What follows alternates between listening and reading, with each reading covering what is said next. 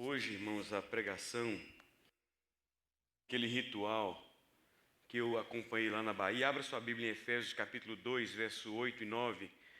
Hoje a pregação ia ser mais demorada, mas não vai ser, porque quando eu tomo água de coco, assim, hoje o baiano Daniel nunca me trouxe água de coco, ele está vindo agora, mas a pernambucana Jeane me trouxe aqui uma deliciosa água de coco, e quando eu bebo água de coco eu fico muito assim, alegre, muito entusiasmado. Então,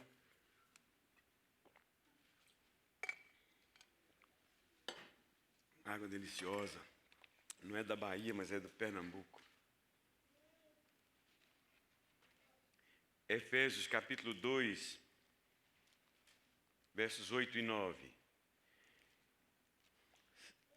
Se mais ou menos em determinado momento da mensagem você não estiver entendendo muito, não desanime de continuar prestando atenção, porque logo em seguida você vai entender. Tá bom? Depois você vai entender o que eu estou falando.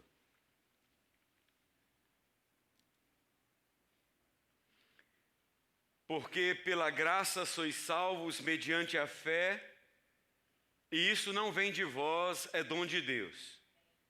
Não de obras para que ninguém se glorie. Vou ler de novo. Porque pela graça sois salvos mediante a fé, e isso não vem de vós, é dom de Deus. Não de obras para que ninguém se glorie. Que Deus aplique a sua palavra no nosso coração. Os irmãos podem sentar. Talvez uma das doutrinas mais difíceis, não de entender, mas de aceitar, seja a doutrina da salvação pela graça. Por causa da nossa formação, em que somos ensinados desde a mais tenra idade de que, se nós quisermos ganhar alguma coisa, nós temos que fazer por merecer. Você vê isso desde o adestrador de animais, daí você sempre ouve dizer, good boy, good girl, não é? Se fez bem, então tem aqui um presentinho. Daí a razão do porquê a doutrina das boas obras ter tanta aceitação em nosso meio, até mesmo no meio da igreja, que tantas vezes fala que a salvação e prega que a salvação é pela graça. Grande parte das igrejas que ensinam isso, na verdade, vive essa mensagem de forma invertida no que diz respeito à salvação, de que eles têm que fazer alguma coisa para serem salvos. A reforma protestante, ocorrida no século XVI, trouxe de novo essa verdade à tona, de que a salvação é somente pela graça, somente pela fé em Jesus. E se você quiser entender um pouquinho sobre a salvação pela graça, você precisa conhecer a carta de Paulo aos Efésios. A igreja de Éfeso foi fundada pelo apóstolo Paulo por ocasião da sua segunda viagem missionária, por volta do ano 52 depois de Cristo. Éfeso era naquela época a cidade mais importante da Ásia. Durante quase 3 anos Paulo esteve naquela cidade. Foi o lugar em que Paulo mais passou um tempo direto. Foi na cidade de Éfeso e depois na cidade de Corinto. Na cidade de Éfeso ele passou cerca de 3 anos. E durante aquele período muitos judeus se converteram a Cristo. Mas não somente judeus, muitos gregos também se converteram a Cristo. E essa conversão dos judeus e dos gregos fez com que os judeus e os gregos não convertidos se levantassem contra Paulo, por 2 razões. Primeira, os gregos se levantaram contra Paulo porque quando Paulo pregou o evangelho e falou de Jesus Cristo e as pessoas se converteram, o comércio que eles tinham, que vendiam a imagem da deusa Diana, era tão forte que o comércio todo girava em torno da deusa Diana, porque o templo ficava lá em Éfeso. E à medida que as pessoas iam se convertendo, elas não compravam mais aquele material que era produzido para abastecer a fé dos gregos na deusa Diana. Então Paulo começa a sofrer uma perseguição e uma pressão dos gregos. Por outro lado, Paulo começa a sofrer uma perseguição e uma pressão dos judeus. Porque Paulo começa a pregar que a salvação é somente pela fé e pela graça. Ou seja, você não é salvo pelo fato de você cumprir a lei ou fazer qualquer outra coisa. Você é salvo porque Deus te salvou em Jesus Cristo. Algum tempo depois de fundar a igreja de Éfeso, Paulo foi preso e da sua prisão em Roma, por volta dos anos 60 a 63, depois de Cristo. Ele escreveu a carta aos Efésios, encorajando-os a ficarem firmes na palavra, mostrando que é pela graça que nós somos salvos, e somente pela graça. Irmãos, eu temo que assim como naquela época, muitos crentes de hoje não sabem o que realmente significa salvação pela graça. Graça é uma expressão tão comum no Novo Testamento e especialmente no vocabulário do apóstolo Paulo, e por isso muitos desses crentes vivem como se a salvação, pelo fato de ser pela graça, não tivesse custado nada para Deus, para nos salvar. Foi exatamente por entender o valor extraordinário e inestimável que tem a salvação, que o escritor da carta aos Hebreus, inconformado com a negligência de alguns crentes da sua época, bradou em alto e bom som a seguinte expressão: como escaparemos nós se negligenciarmos tão grande salvação? Hebreus 2, verso 3.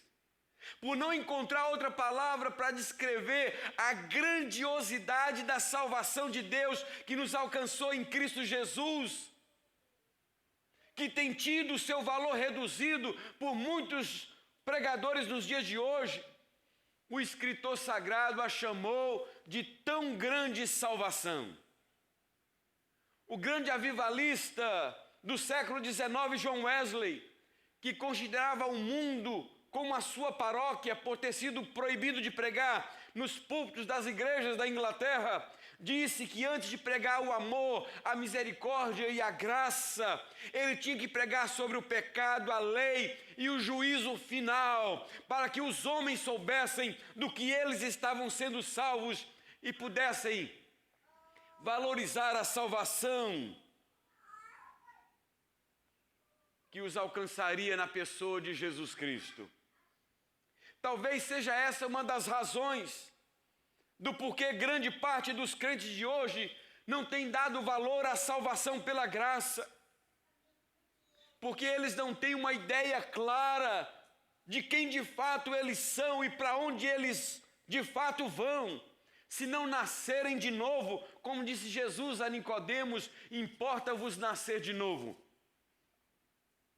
Escrevendo aos crentes da Galácia, o apóstolo Paulo introduziu a sua carta saudando-os da seguinte maneira: graça e paz da parte de Deus, nosso Pai, e do nosso Senhor Jesus Cristo, o qual se entregou a si mesmo pelos nossos pecados, para nos desarraigar deste mundo perverso, segundo a vontade de nosso Deus e Pai. Gálatas 1, 3 e 4. Aqui o apóstolo Paulo começa falando que Jesus entregou a si mesmo pelos nossos pecados e logo em seguida fala do propósito com que ele se entregou para nos desarraigar deste mundo perverso. A grande tristeza do apóstolo Paulo era saber que muitos daqueles que haviam se convertido e tinham conhecimento dessa verdade acabaram cedendo à pressão de falsos pregadores e acabaram abraçando outro evangelho, um evangelho diferente do genuíno evangelho que Paulo lhes havia pregado. Já em sua carta aos Colossenses, Paulo aprofunda mais a questão e diz de que e de onde Jesus nos salvou, dizendo que ele nos libertou do império das trevas e nos transportou para o reino do Filho do seu amor, no qual temos a redenção, a remissão dos nossos pecados. Não foi de qualquer lugar que Jesus nos livrou, foi do império das trevas. Não foi das garras de uma pessoa qualquer que Jesus nos resgatou, foi das garras do pecado, da morte de Satanás, nem foi para qualquer lugar que ele nos levou, ele nos transportou para o reino do Filho do seu amor, no qual nós temos a redenção e a remissão dos nossos pecados. Tudo isso equivale a dizer que a nossa salvação é de graça para nós, mas custou um alto preço para Deus, a morte do seu único Filho, Jesus Cristo, conforme diz o apóstolo Pedro em sua primeira epístola, dizendo que não foi mediante coisas corruptíveis, como prata e ouro, que fostes resgatados do vosso fútil procedimento que vossos pais vos legaram, mas pelo precioso sangue, como de cordeiro sem defeito e sem mácula, o sangue de Cristo. Existem 4 palavras na Bíblia que descrevem de forma diferente esta salvação que nos alcançou e da forma como nos alcançou. E é sobre elas que eu quero lhes falar no culto de hoje e no próximo domingo, se Deus quiser. A primeira palavra é propiciação. Propiciação. O dicionário define propiciar como sendo tornar propício, tornar-se favorável. Segundo o escritor inglês John Stott, em seu livro A Cruz de Cristo, propiciar significa apaziguar ou pacificar a ira de alguém. A ira requer propiciação e a propiciação aplaca a ira. Por favor, se a partir de agora você conseguir, se você não estiver entendendo muito bem, preste bastante atenção, não se perca, não se desvie, porque até o final você vai entender o que significa de fato esse termo e você vai valorizar um pouco mais a salvação que te alcançou em Jesus Cristo. No tabernáculo construído por Moisés havia uma peça importantíssima chamada propiciatório. Segundo você pode ler em Êxodo capítulo 37, verso 6. O propiciatório era uma lâmina de pouco mais de 1 metro, uma lâmina de ouro sobre o qual o sangue de animais era oferecido pelo pecado.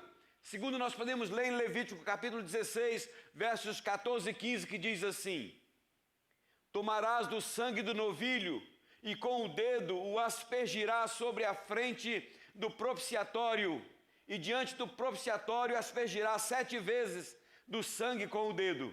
Depois imolará o bode da oferta pelo pecado, que será para o povo, e trará o seu sangue para dentro do véu, e fará com o seu sangue como fez com o sangue do novilho, aspergi-lo-á no propiciatório também diante dele. No propiciatório era feito a propiciação, isto é, a pacificação de Deus com o pecador. A palavra hebraica traduzida propiciatório significa o lugar onde a pacificação é feita, ou a propiciação é feita.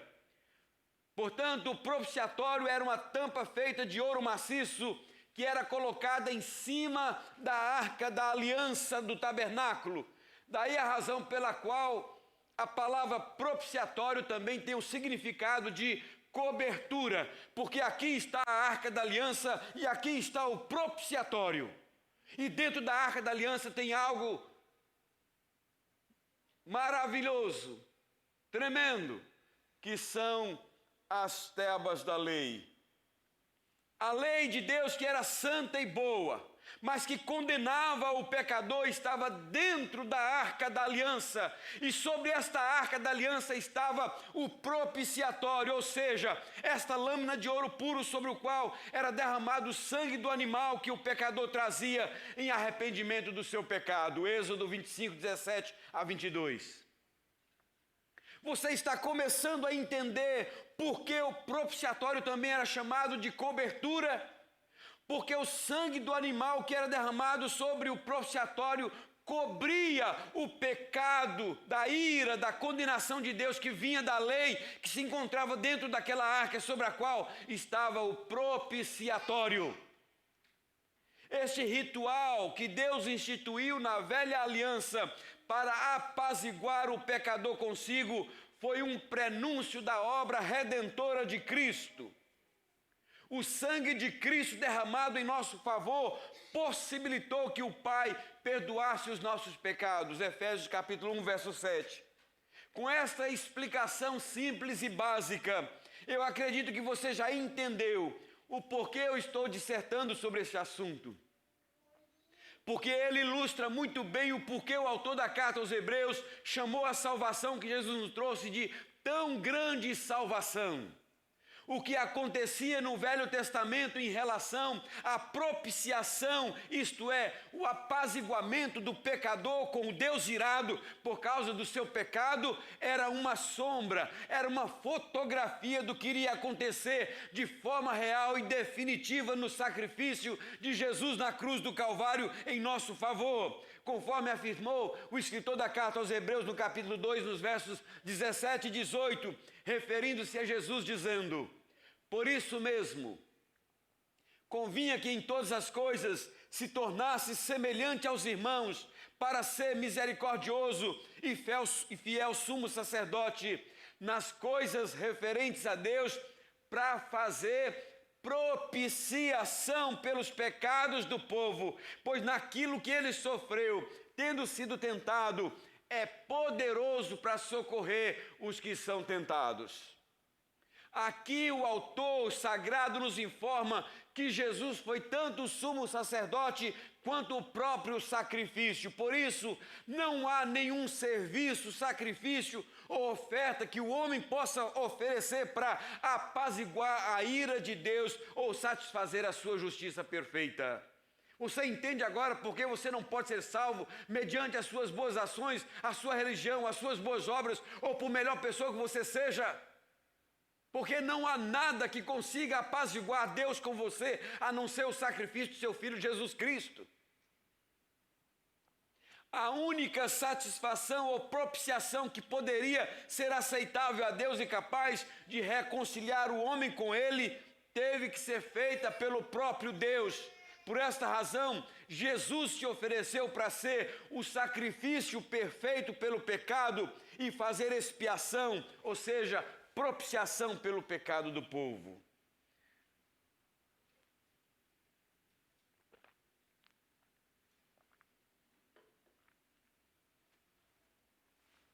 Vocês estão conseguindo me entender? Sim. A única maneira da ira de Deus contra o homem pecador ser apaziguada é através de Jesus Cristo. Não há outro meio, não há outro caminho, conforme afirmou o apóstolo João. Ele é a propiciação pelos nossos pecados, e não somente pelos nossos próprios, mas ainda pelos do mundo inteiro. 1 João 2, verso 2. A propiciação de Jesus na cruz é a única coisa que pode afastar a condenação divina de Deus sobre o pecador. Aqueles que rejeitam a Cristo como seu Salvador e se recusam a crer nele não têm esperança de salvação.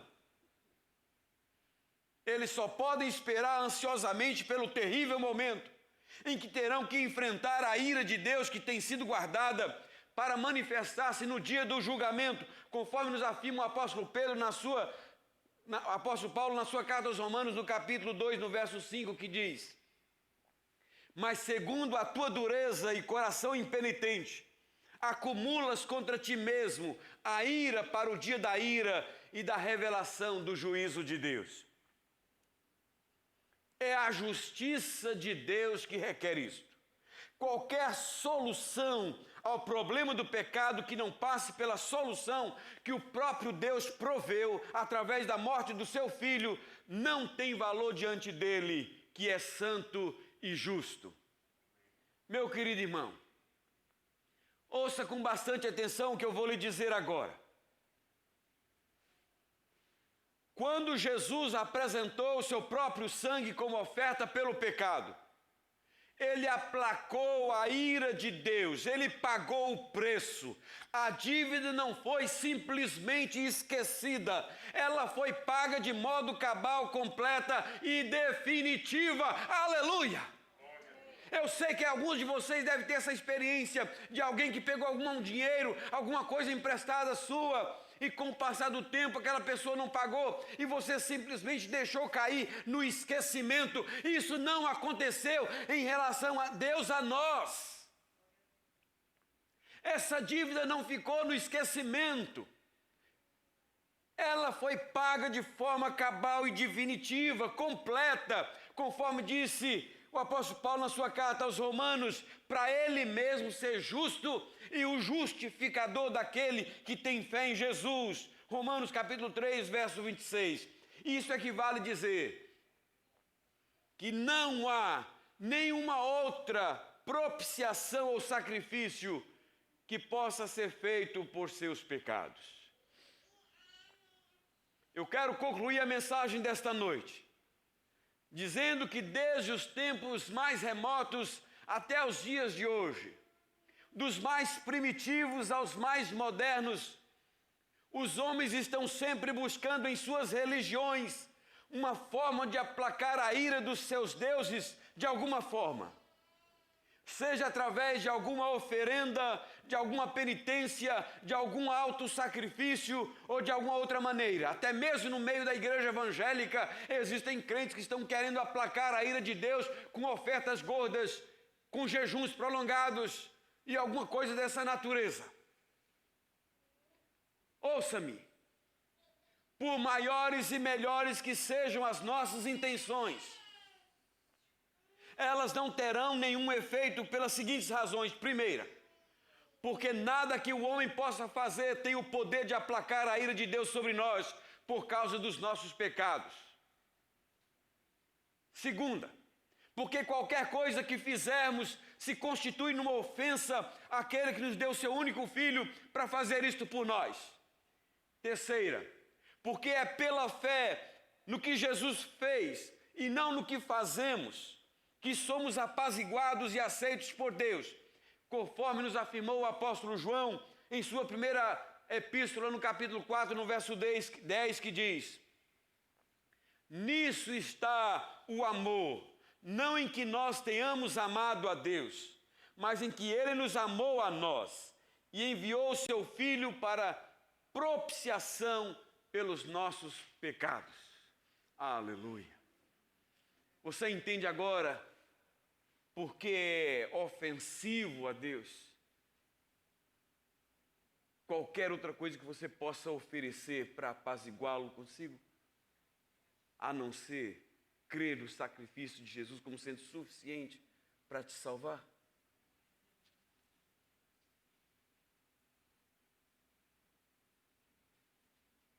Muitos crentes têm dificuldade de aceitar a salvação pela fé. Mas eu espero que você, movido pelo Espírito Santo, possa entender o significado da palavra propiciação, para que não fique nenhuma dúvida no seu coração de que você não podia fazer nada e nem pode fazer nada para se salvar.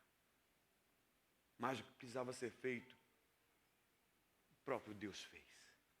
Resta tão somente a mim e a você crer que o que Ele fez é suficiente para aplacar a sua ira sobre nós e nos trazer salvação. É assim que você crê?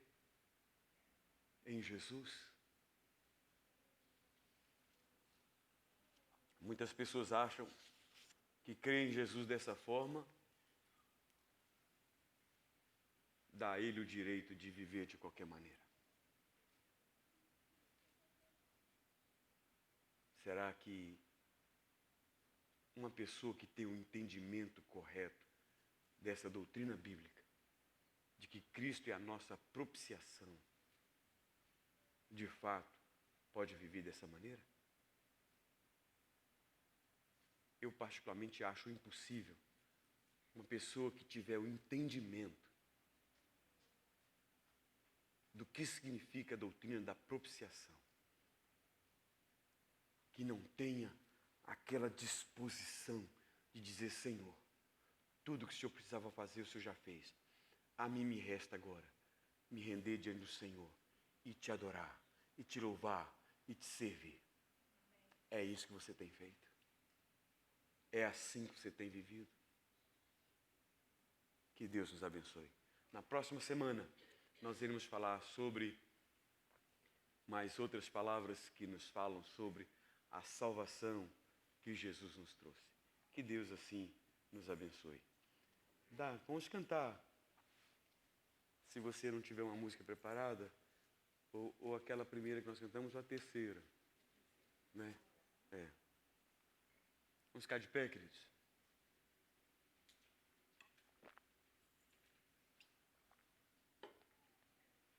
A primeira música que nós cantamos fala: me aceita com meus erros, falhas e temores. Não é porque você é bom, não é porque você não faz nada de errado. Não. Essa é a dificuldade de uma pessoa que muitas vezes nasceu num lar evangélico, às vezes tem de entender que ele é tão pecador quanto qualquer outro diante de Deus. Que não te faz merecedor de nada pelo fato de você não viver uma vida mundana e perdida. Não. Todos nós precisamos dessa salvação de Jesus.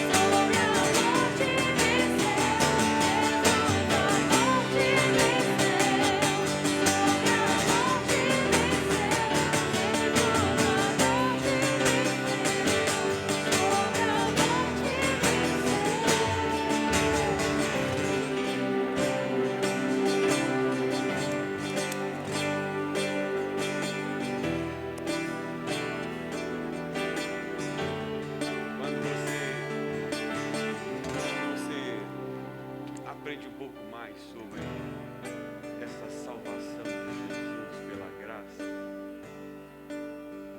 você se depara com um banquete desse e não tem como não olhar para si mesmo e dizer: meu Deus, como não te adorar, como não te servir. Eu muitas vezes sou tomado de uma tristeza muito grande quando eu vejo tão pouco valor que muitos crentes dão à ceia do Senhor.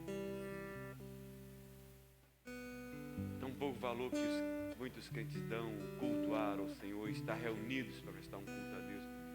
E eu falo: meu Deus, como é que é isso? Como é que é isso? Será que essas pessoas de fato já tiveram um encontro transformador com o Senhor? Porque quem já teve a experiência de salvação, de conversão, não abre mão por nada de estar ali com os irmãos, celebrando a morte e a vitória de Jesus através da ceia. Que privilégio, meu irmão. Que privilégio. Queria deixar essa palavra de encorajamento para você. Ouça de novo essa pregação, a pregação de domingo que vem.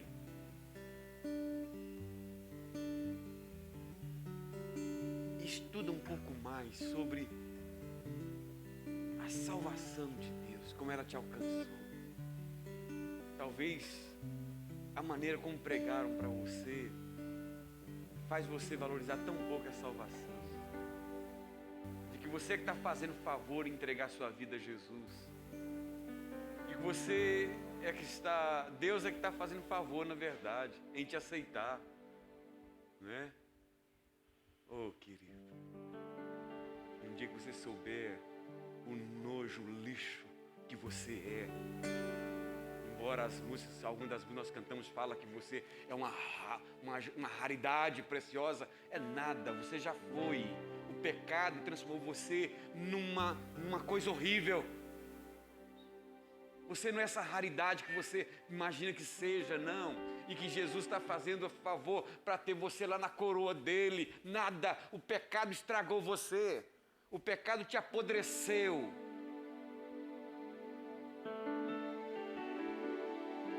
E Jesus te resgatou e te restaurou e trouxe você de volta e colocou você no seio da família de Deus. Agora você é filho, agora você pode sentar e comer em volta da minha mesa. No dia que você entender dessa maneira, você nunca mais vai faltar uma ceia por motivos qualquer, banais. A palavra de Deus nos diz que na noite que foi traído, olha como é que começa o texto. Na noite que foi traído. Não foi num momento de festa, não foi num momento, na noite que foi traído. Ele toma o pão.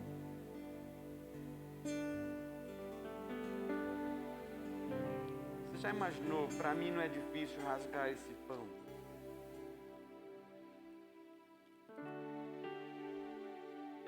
Mas para Jesus, porque aquele pão simbolizava o seu próprio corpo. E ele sabia que era o seu corpo que estava sendo partido. Deu aos seus discípulos dizendo: tomai e comei. Isto é o meu corpo que é dado por vós. Fazer isto em memória de mim. Por semelhante modo, depois de haver ceado, o Senhor Jesus tomou o cálice, dizendo: este cálice é o cálice da nova aliança do meu sangue derramado em favor de vós. Fazer isso todas as vezes que o beberdes em memória de mim. Porque todas as vezes que comerdes o pão e beberdes o cálice, anunciais a morte do Senhor até que Ele venha. Nós fazemos um compromisso de que vamos anunciar a morte do Senhor até que Jesus volte.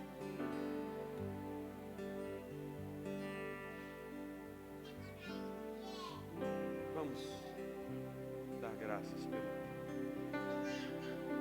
Te damos graças, Deus querido, Pai amado, pelo privilégio que temos de participarmos da ceia do Senhor.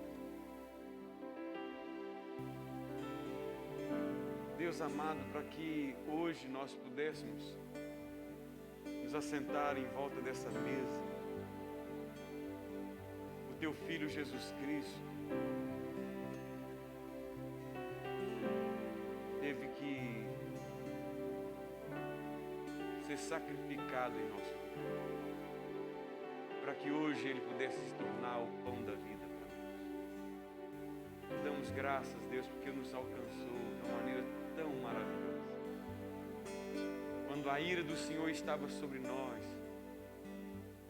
Jesus se ofereceu como sacrifício para aplacar esta ira, para nos apaziguar com o Senhor. E hoje nós te bendizemos, nós te louvamos, te adoramos e te agradecemos por este privilégio. Representados aqui no pão e no vinho.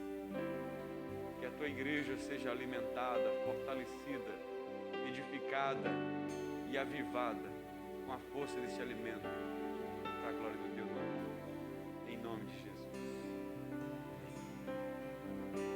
Convida a Jandira que nos auxilie na distribuição do pão.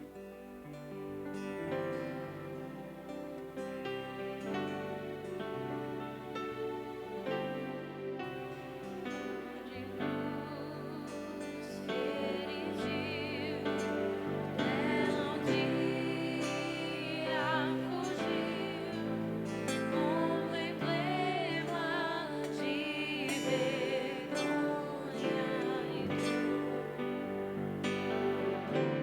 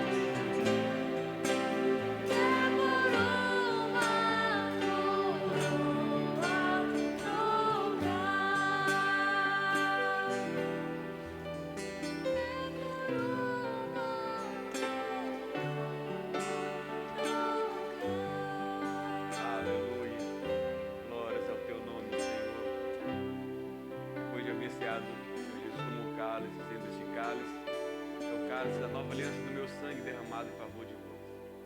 Fazer isso todas as vezes que bebedes em memória de mim. Bebei dele todos os dias.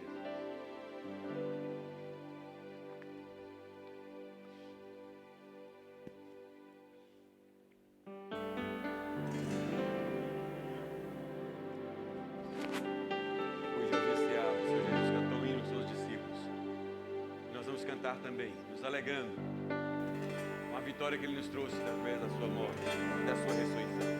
Porque Ele vive, eu posso crer.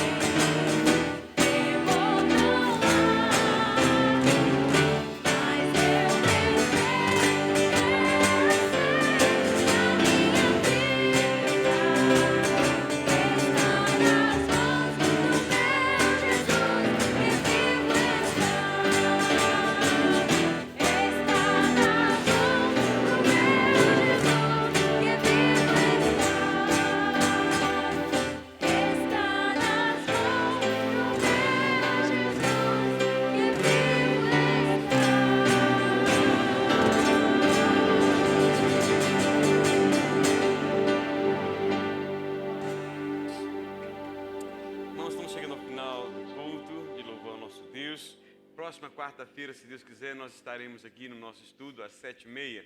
Então, convidamos os irmãos que participem. Vamos encerrar com a bênção apostólica e logo depois o irmão vai dar um tchauzinho aí, dar um abraço em si mesmo. Não é nada de cumprimentar por enquanto, de abraçar por enquanto. O pastor Davi vai ser ou o pastor Antônio, sei que vai ser o primeiro a sair. Abre essa porta e deixa aberta para que depois, espaçadamente, a gente possa sair também. Tá bom? Não vamos nos aglomerar, não é? Depois, separadamente, a gente pode até bater um papinho e tudo, mas não aglomerar demais, tá bom?